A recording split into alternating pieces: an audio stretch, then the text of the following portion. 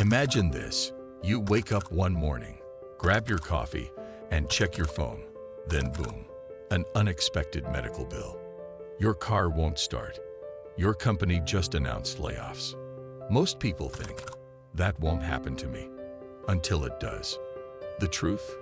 Life doesn't give you a warning. And when financial emergencies hit, you're either prepared or you're panicking. Today, we're diving deep into the real truth about emergency funds, what they are, why they matter, and how you can start building one today, even if you think you can't afford to save. Because trust me, future you is going to thank you for this. Why an emergency fund is crucial. Let's be real.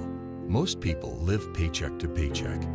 In fact, studies show that nearly 60% of Americans don't have enough savings to cover an unexpected $1,000 expense. Here's the thing.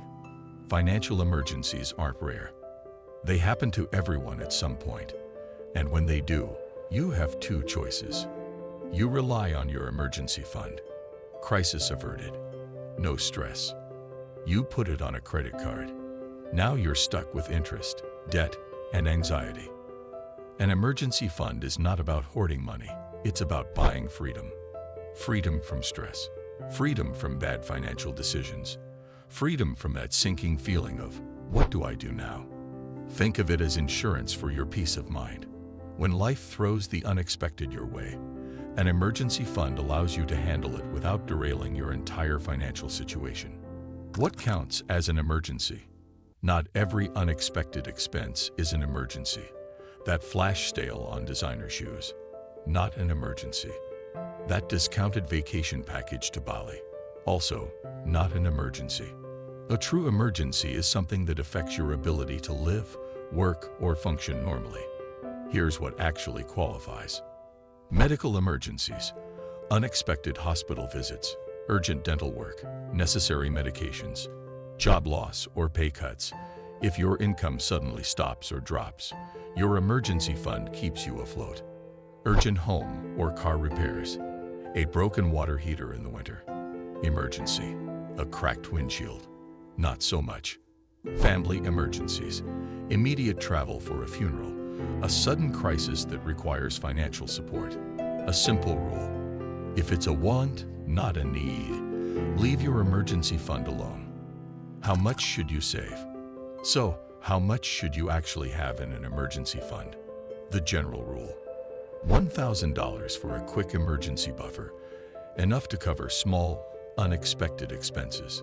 1 month's worth of expenses for a basic safety net in case of temporary setbacks. 3 to 6 months of living expenses for full financial security, especially in case of job loss or major crisis. The right amount depends on your personal situation. If you have a stable job, few financial responsibilities, and no dependents, you may need less. But if you have kids, a mortgage, or an irregular income, you should aim for a larger safety net. If these numbers seem overwhelming, start small. Even saving $10 or $20 a week adds up. The key is consistency, building your fund little by little until you reach your goal. The sooner you start, the sooner you'll have peace of mind. How to build an emergency fund, even if you're broke. You might be thinking, I barely make enough as it is. How can I save? Good news, building an emergency fund is about strategy, not income. Here's how you start today. 1. Automate your savings. Set up an automatic transfer of even $10 a week into a separate savings account. You won't even notice it's gone. 2. Cut unnecessary expenses.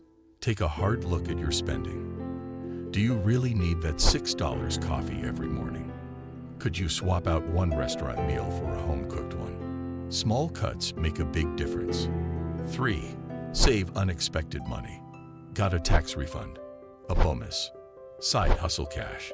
Instead of spending it, put a portion straight into your emergency fund. 4. Sell what you don't need. That old phone, those clothes you haven't worn in years, unused electronics. Sell them and kickstart your savings. 5. Open a high-yield savings account. Your money should work for you. Find an account that earns interest so your fund grows on its own. The key? Start now, start small, stay consistent. Where to keep your emergency fund? Your emergency fund should be accessible, but not too easy to spend. Avoid keeping it in your checking account. Temptation is real. Instead, try a high-yield savings account. Earns interest while keeping your money safe. A money market account. Higher returns with easy access. A separate bank account with no debit card.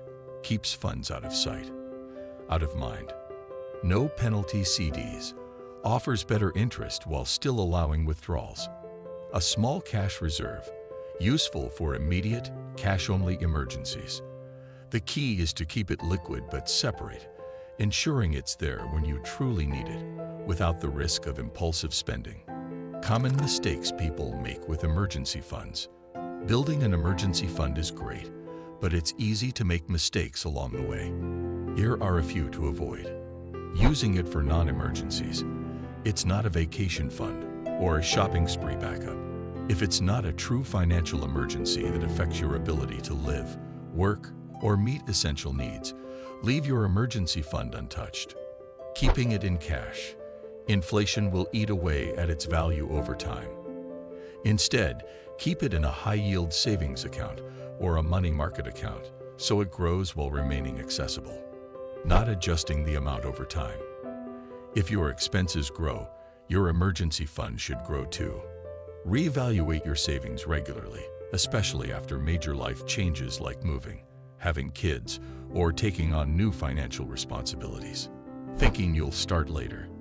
The best time to start is now, even with a small amount. Waiting until you have extra money often means never starting at all. Even saving $5 a week is better than nothing. It's about building the habit, not replenishing after use.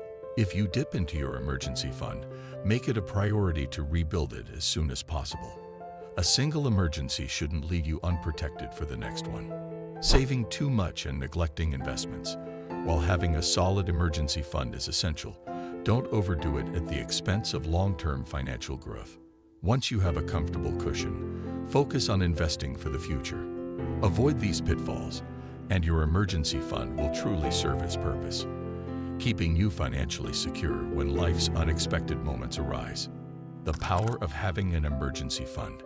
At the end of the day, an emergency fund isn't just about money. It's about security, confidence, and control over your future. It's about knowing that when life throws you a curveball, you can handle it without stress, without debt, without panic. So, here's your challenge.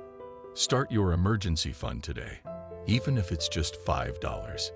Even if it feels small, just start. Your future self will look back and say, "That was the smartest decision I ever made." What's your current emergency fund goal? Let me know in the comments.